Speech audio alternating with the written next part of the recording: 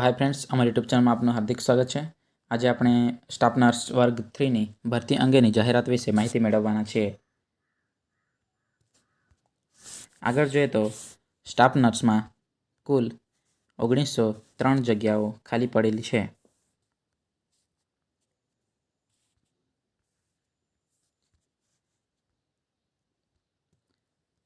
આગળ જોઈએ તો તારીખ 5/10/2024થી તારીખ 3/11/2024 સુધી વેબસાઇટ ojas.gujarat.government.in પર અને www.gujhealth.gujarat.government.in પર મૂકવામાં આવેલ વિગતવાર જાહેરાતની સૂચનાઓ મુજબ ojas.gujarat.government.in પર ઓનલાઈન અરજીઓ કરવાની રહેશે.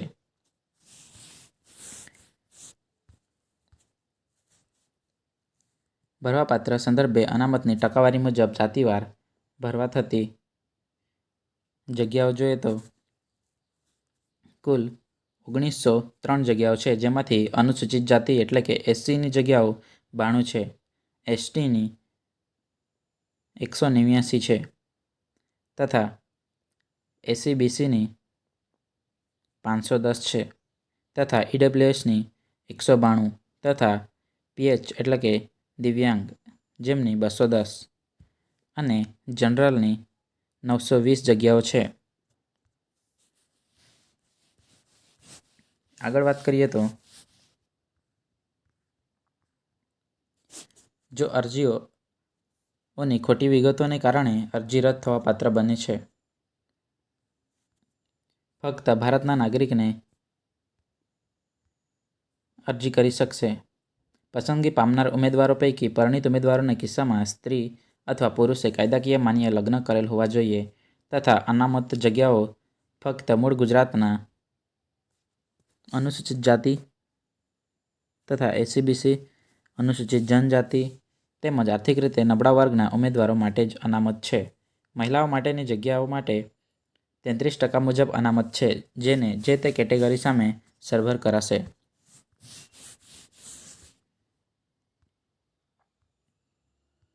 તથા માજી સૈનિક માટે કુલ ભરવાપાત્ર જગ્યાઓ 10% મુજબ જગ્યાઓ અનામત છે, જેને જે તે કેટેગરી સામે સરભર કરાશે.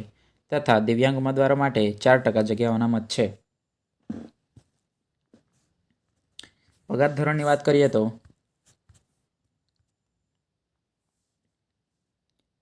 પ્રથમ 5 વર્ષ માટે સ્ટાફ નર્સ વર્ગ 3ને ₹40,800 માસિક ફિક્સ પગારથી લાયક ઉમેદવારોને પ્રથમ 5 વર્ષ માટે કરાર આધારે નિમણૂક કરવામાં આવશે.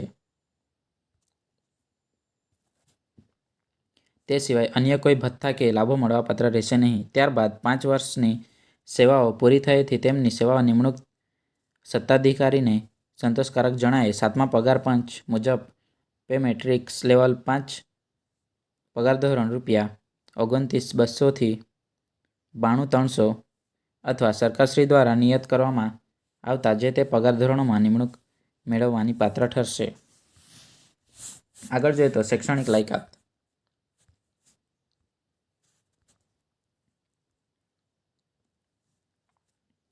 Indian nursing council Gujarat nursing council દ્વારા માન્ય સંસ્થાઓમાંથી મેળવેલ basic BSc nursing regular degree ધરાવતા અથવા nursing counselling Gujarat nursing council દ્વારા માન્ય સંસ્થાઓમાંથી મેળવેલ general nursing and midwifery GNM diploma ધરાવતા તથા ANM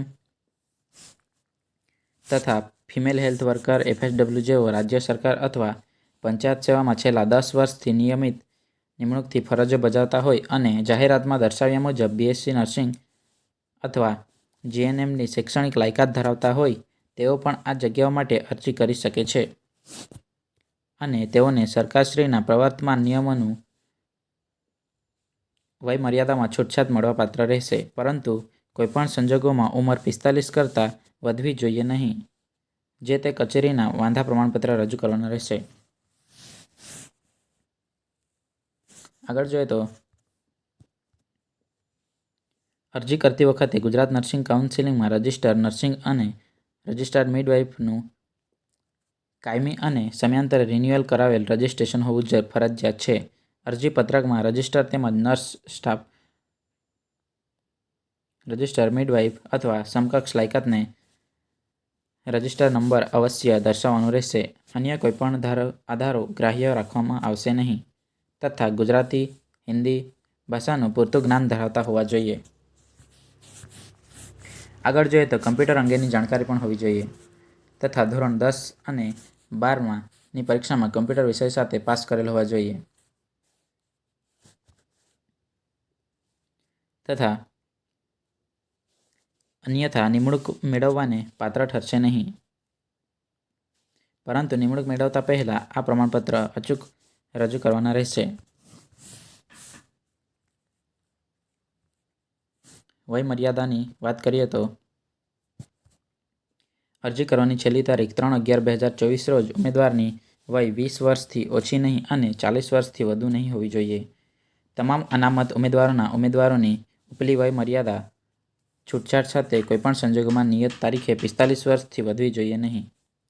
ત્યારબાદ વય મર્યાદામાં છૂટછાટ મૂળ ગુજરાતના હોય તેવા અનુસૂચિત જાતિ તથા અનુસૂચિત જનજાતિ, સામાજિક શૈક્ષણિક રીતે પછાત, આર્થિક રીતે નબળા વર્ગના ઉમેદવારોના કિસ્સામાં ઉપલી વય મર્યાદામાં નિયમાનુસાર 5 વર્ષની છૂટછાટ આપવામાં આવશે તથા 40% કે તેથી વધુ અપંગતા ધરાવતા ઉમેદવારોને ઉપલી વય મર્યાદા 10 વર્ષની છૂટછાટ આપવામાં આવશે. માજી સૈનિક ઉમેદવારોને જળ, વાયુ અને ભૂમિ આર્મ્ડ ફોર્સમાં ઓછામાં ઓછા 6 માસની સેવા કરી હોય અને માજી સૈનિક તરીકેનું સમકક્ષ અધિકારીનું ઓળખ કાર્ડ અથવા પ્રમાણપત્ર ધરાવતા હોય તો મળવાપાત્ર ઉપલી વય મર્યાદામાં તેઓએ બજાવેલ ફરજનો સમયગાળો ઉપરાંત 3 વર્ષ સુધીની છૂટછાટ મળશે તથા સામાન્ય વહીવટ વિભાગના તારીખ 25/5/1997ના ઠરાવની જોગવાઈ મુજબ મહિલા ઉમેદવારોને ઉપલી વય મર્યાદા 5 વર્ષની છૂટછાટ આપવામાં આવશે. અનામત કેટેગરીના મહિલા અરજદારોને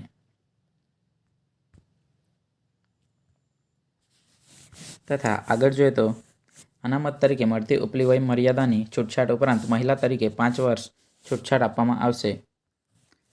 પસંદગી પ્રક્રિયા જોઈએ તો પરીક્ષા OMR પદ્ધતિથી લેવામાં આવશે જેમાં નર્સિંગ વિષયના 100 ગુણ પ્રશ્નો તેમજ ગુજરાતી વિષયના 100 પ્રશ્નો એટલે કે MCQ દ્વારા પૂછવામાં આવશે. પેપર 1 નર્સિંગ વિષયનું રહેશે અને પેપર 2 ગુજરાતી ભાષાના પેપર માટે પૂછવામાં આવનાર અભ્યાસક્રમ ધોરણ 12 હાયર સેકન્ડરી કક્ષાથી નીચેનું રહેશે નહીં.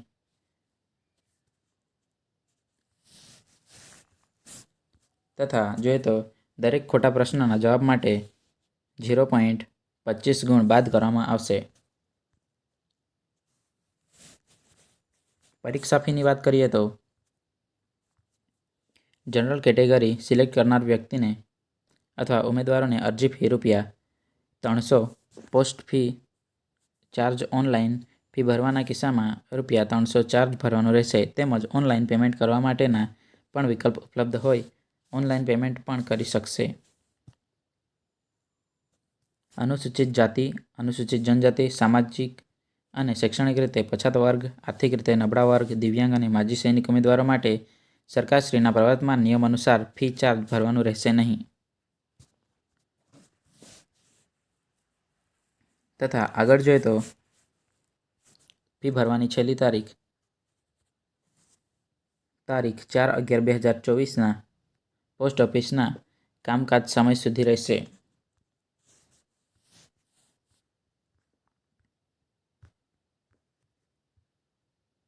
ઓનલાઈન અરજી કરવા માટે બાયોમાં લિંક આપવામાં આવશે તેના પરથી તમે ડાયરેક્ટ અરજી કરી શકો છો.